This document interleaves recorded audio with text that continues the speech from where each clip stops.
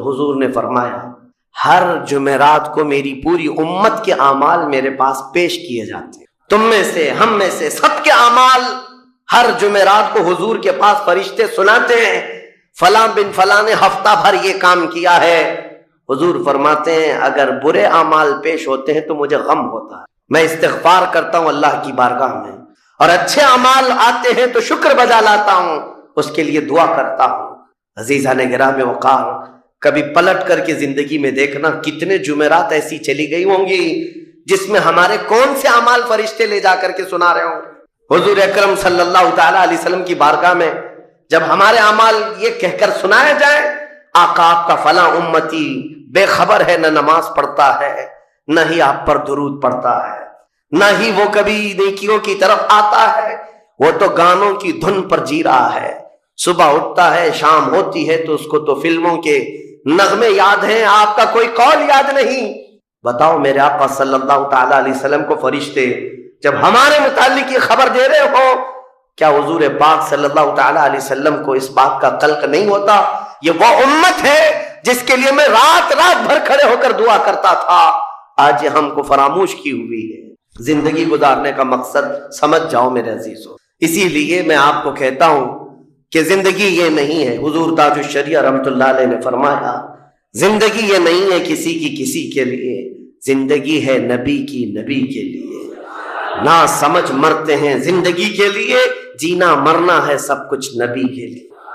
جو لوگ یہ سمجھ جائیں اس نقطے کو، انہوں نے زندگی کی مرادوں کو پا لیا ہے، وہ حصولیاب ہو چکے ہیں۔ لیکن جو اب تک بھٹکے ہوئے ہیں ان کو میں دعوت فکر دوں گا، ایک بار سوچ لو، ایک بار سوچ لو، ویسے ہی دنیا ختم ہونے والی ہے اور تمہاری موت آنے والی ہے، ایک بار سوچ لو، ایک بار سوچ لو کہ ہمارے ساتھ آخرت میں ہونا کیا ہے، قبر میں ہمارے ساتھ بیٹھنے والا کون ہے، ہمارے ساتھ تنہائی کا نگہبان کون ہے، اور محشر کے اس بھرے میدان میں ہمارا ہاتھ پکڑنے والا کون ہے۔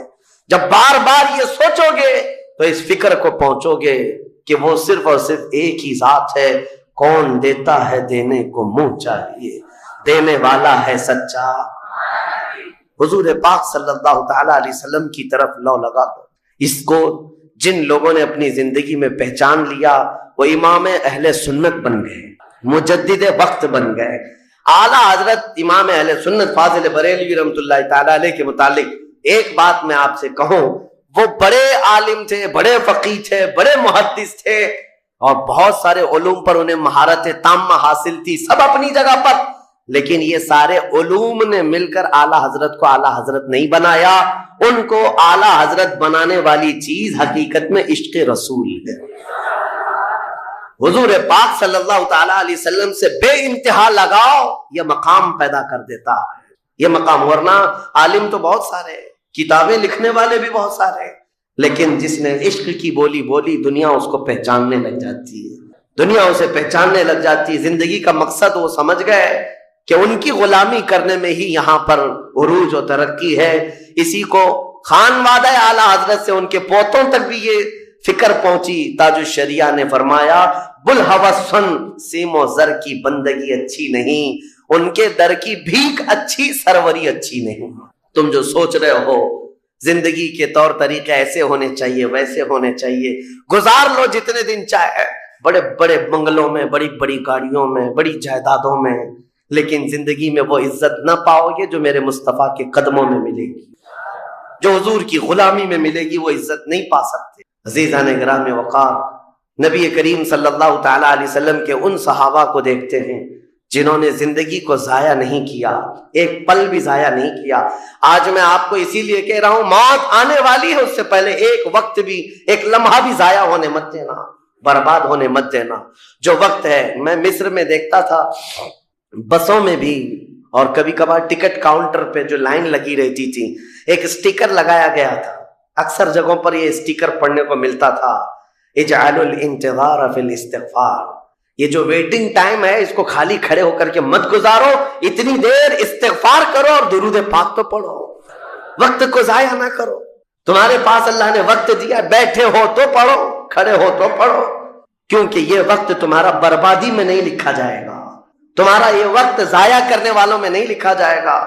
عزیزان گرامی وقار، آپ کو میں ایک بات بتا دوں، جن لوگوں نے اپنی زندگیوں میں بڑے بڑے محلات بنائے، آج ان کے لیے بھی تاریخ ہے، مگر کس انداز سے آج دنیا نے آپ کو ایسے ڈائیورٹ کر رکھا ہے، جو کام ہونے کے تھے وہ نہیں کرنا ہے آپ کو، لا یعنی کاموں میں مصروف ہو گئے، جو چیز تمہارے حصے کی تھی نہیں اس پر انرجی خرچہ کرتے رہ گئے، اور جو چیز تمہارے کام کی تھی اس کو تو بھول ہی گئے۔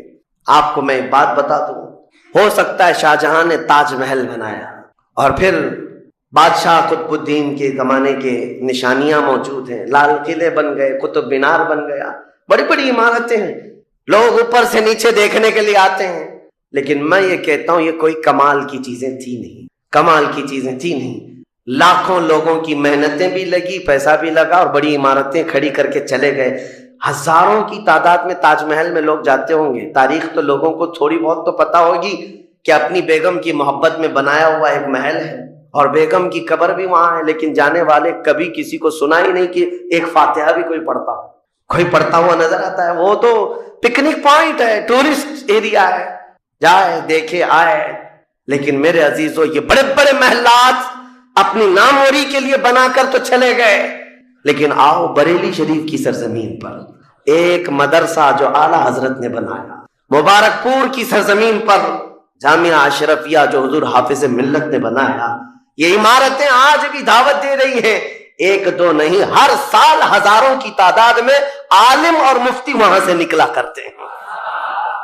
یہ کام کی چیزیں تھی جو بزرگوں نے کر دیا کہ امت کو ایسا کچھ دے جاؤ کہ وہاں سے آنے والا کچھ فیض اٹھا کر کے جائے۔ تاج محل لے کر کے کیا کرنا ہے؟ پیسے کمانا ہے یا ٹورسٹ ایریا بنانا ہے؟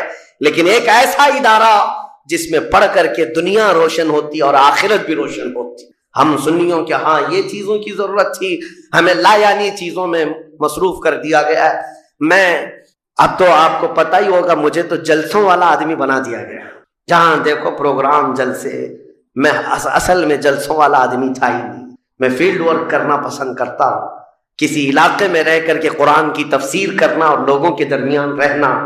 لیکن مسلسل سفر کا ایک تجربہ میں آپ کو بتا رہا ہوں، ہوں گے یہاں پر بھی بہار بنگال والے، سب ہوں گے، بہار والے، بنگال والے، جھارکھنڈ والے اتنے جلسے کرتے ہیں، 365 دن بھی اگر ان کو تاریخ دی جائے تو بھی کم ہے۔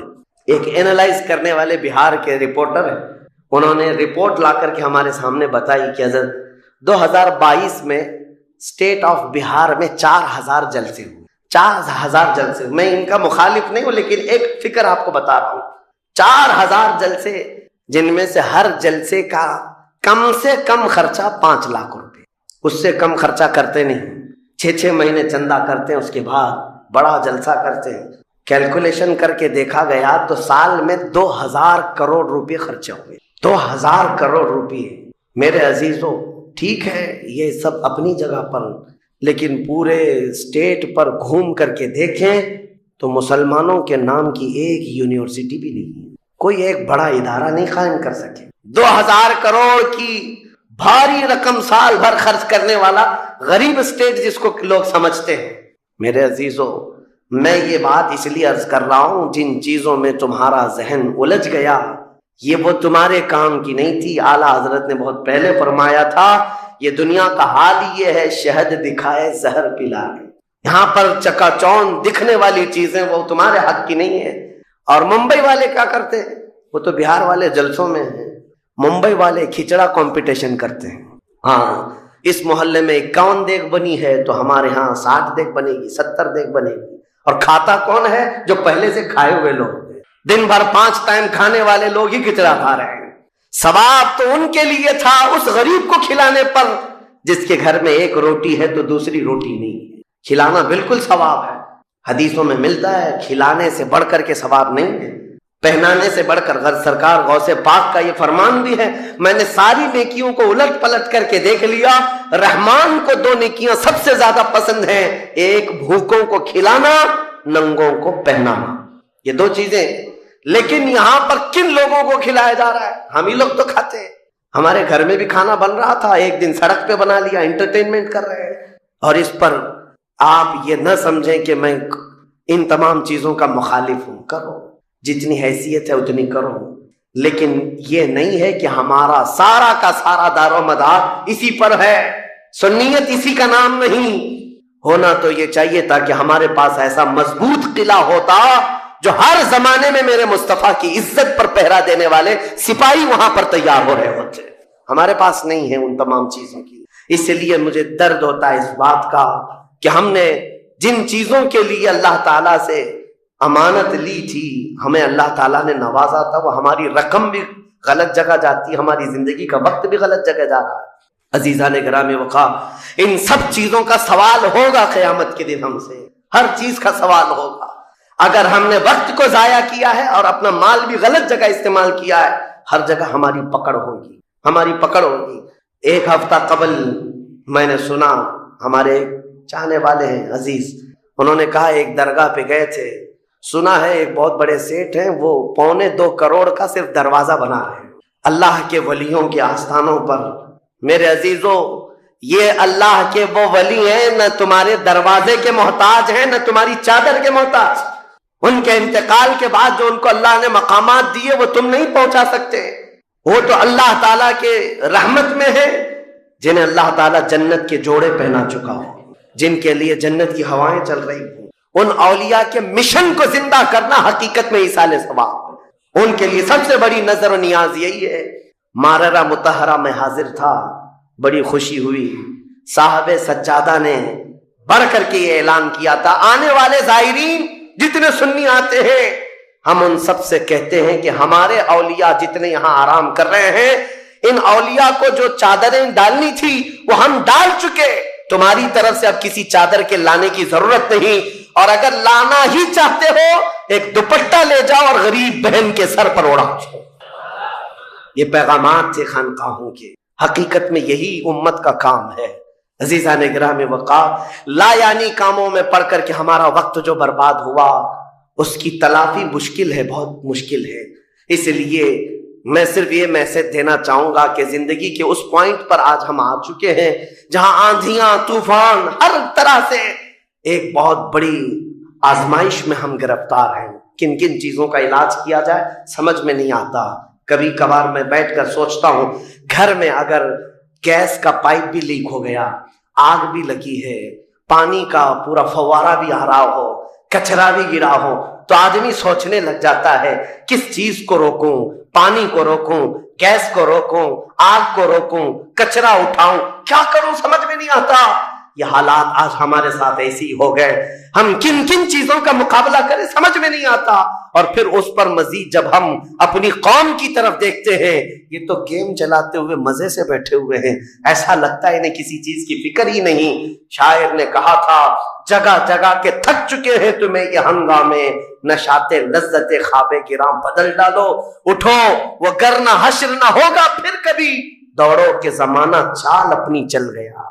میرے عزیزوں، بس وقت کا احساس تمہارے اندر آ جائے، ضائع نہ کرو۔ میرے آقا صلی اللہ تعالیٰ علیہ وسلم کی ایک بات میں تمہیں بتا دیتا ہوں۔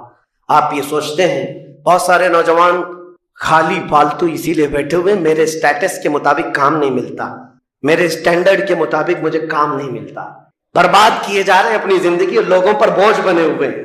میں ان کے بارے میں بتاتا ہوں۔ سید الانبیاء رسول مختار صلی اللہ تعالیٰ علیہ وسلم اگر وہ چاہیں تو روزانہ ان کے گھر جنت کا دسترخوان اترے، اگر وہ چاہیں تو سونے اور چاندی کے محلات میں زندگی گزارے، لیکن جانتے ہو نبی کریم صلی اللہ علیہ وسلم ایک دن سیدہ فاطمہ الزہرا کے گھر آئے، دیکھا حسنین کریمین تاک میں دبکے ہوئے بیٹھے، پیٹ پیٹ سے لگا ہوا ہے، آنکھیں اندر ہیں، حضرت فاطمہ بھی بیٹھی ہوئی، آواز کسی کی نہیں۔ حضور رحمت عالم صلی اللہ علیہ وسلم نے پوچھا، فاطمہ کیا حال ہے، گھر میں خاموشی کیوں ہے؟ سیدہ کائنات نے کہا، ابا جان پچھلے 4 دن سے ہمارے گھر میں کوئی کھانا نہیں۔ حضور پاک صلی اللہ تعالیٰ علیہ وسلم نے یہ نہیں فرمایا کہ ابھی بلاتا ہوں جبرائیل کو، ابھی دسترخوان لاؤ، ابھی میرے گھر کے کھانے کے انتظامات کرو۔ چاہتے تو حضور آرڈر دے دیتے، ساری نعمتیں آ جاتی، لیکن حضور نے کیا فرمایا سنو۔ فاطمہ الزہرا سلام اللہ علیہا سے کہتے، فاطمہ انتظار کرو، تمہارا بابا جائے گا، یعنی خود اپنے بارے میں کہتے میں جاتا ہوں، دیکھتا ہوں کوئی مزدوری مل جائے، میں کام کر کے اپنے بچوں کو کھانا لے کر جاؤں، کام کر کے کھانا لاؤں گا، مانگ کر کے نہیں. حضور رحمت عالم صلی اللہ تعالی علیہ وسلم جو سید الانبیاء ہیں، جن کے قدموں کا بوسہ جبرائیل امین لیتے ہو، وہ چل کر کے مدینے کے باہر آئے. گرمی کی تپش الگ ہے، دھوپ ہے، باہر آئے. ایک باغیچہ تھا جس میں مالی کام کر رہا تھا، باغبان. حضور رحمت عالم صلی اللہ علیہ وسلم اس کے پاس جا کر پوچھتے ہیں تیرے باغیچے میں کوئی کام کرنے کے لیے ہے؟ کام مل سکتا ہے؟ اس نے کہا ہاں کام مل سکتا ہے. آؤ میرے باغیچے میں کنواں ہے، ڈول ڈالو، پانی اٹھاؤ، ایک درخت کو پانی ڈال دینا، بدلے میں 2 کھجوریں دوں گا. اجرت صرف 2 کھجوریں. رسول رحمت صلی اللہ تعالی علیہ وسلم فرماتے مجھے منظور ہے. گئے اور جا کر اپنے ہاتھ سے رسی لے کر ڈول کنویں میں ڈالا. پانی کھینچتے تھے، جب ڈول بھر کر آتا اپنے کندھے پر اٹھاتے اور درخت پر لے جا کر پانی ڈال کر آتے. ایک درخت پر ایک مٹکا، ایک ڈول پانی ڈالا تو مالک نے 2 کھجوریں دی. باغیچے کے مالی نے 2 کھجوریں دی. دوسرا ڈول اٹھایا، پھر کھجوریں ملی. تیسرا ڈول اٹھایا، 6 کھجوریں لی. چوتھا ڈول حضور نے ڈالا تھا کہ رسی ٹوٹ گئی، ڈول کنویں میں گر گیا. باغیچے کا مالک یہ دیکھتا ہے، وہ پہچانتا نہیں تھا. غصے میں آتے ہی سیدھے حضور پر ہاتھ اٹھاتی، کہا کہ تمہیں کام نہیں آتا، میری رسی توڑ دیا.